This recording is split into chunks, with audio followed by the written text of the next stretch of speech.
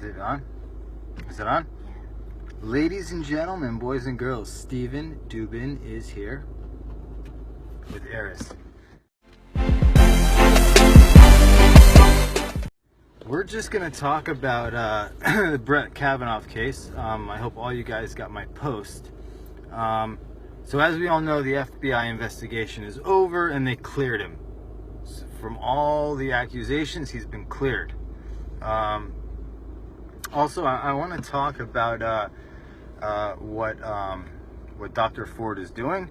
It kind of reminds me of the story of the boy who cried wolf, right? If women are going to continue making false accusations about sexual assault just to get their 15 minutes of fame, then how in the world, once we break it up and we have these investigations and we find out that they're false allegations, how are we ever going to now be able to believe you guys? You guys are becoming like, you know what? The Me Too movement and all these movements are no different than any religious radical organization. Just like in Christianity, there's the evangelical Christians. Just like in Judaism, there's the crazy Hasidic ones in Israel. I forgot their name, the Nahara, whatever. Hasidic people, they're also radical. Just like the jihadi Muslim movement, that's a radical movement. Okay? The Me Too movement is a radical movement. It's an extremist organization. It's a terrorist group. Is it? Should we call it a terrorist group? You guys are terrorists. Every person in the Me Too movement, whoever's bringing down all these people with fake accusations, or what? What are we going to call them? Terrorists. You guys make me fucking sick. You do. You do. Listen, I feel horrible for all the girls in the world and all the young boys in the world that have been sexually assaulted in their life. But newsflash, you're not a survivor. You weren't going to die unless you were kidnapped and raped by gunpoint and you were about to get shot if you didn't allow him to rape you. Then you're maybe a survivor. But a survivor, let's look at the Jews, okay, in the late 1930s. Or let's actually after the Holocaust, in the mid 40s, when the Holocaust ended. The Jews that were still alive are survivors. Someone on a plane crash that survives a plane crash is a survivor.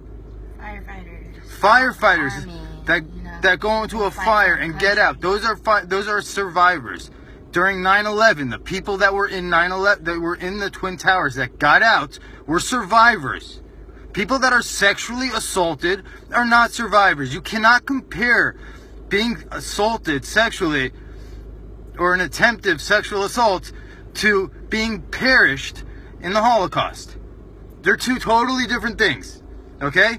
If you were asked, would you rather be sexually assaulted or gassed in a gas chamber, which one would you pick?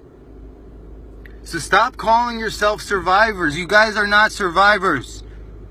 You went through a traumatic event in your life and you got past it. That's what you did. You got past it. And if you didn't and you're still holding a grudge, that's understandable.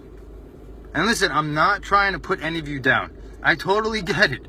You've been through a traumatic thing. It might have been so difficult to come out that it took you years. Maybe some of you haven't come out yet. But still, you are not a survivor. You're not, this is not, what's a better word to use for them? Because listen, anyone that's been through that and they're still in a good place today and they're living a good life deserves a nice title. But a survivor, if you got raped and you want to use yourself as a survivor, if it happened, then you didn't survive the rape. So it makes no sense. The whole terminology of a survivor. So you're going to compare yourself to somebody that survived a plane crash, or to the Jews in the Holocaust, or to the genocide in Armenia in 1908. These are what you're going to compare? Getting sexually assaulted, getting groped, That's the same thing. You guys are ridiculous!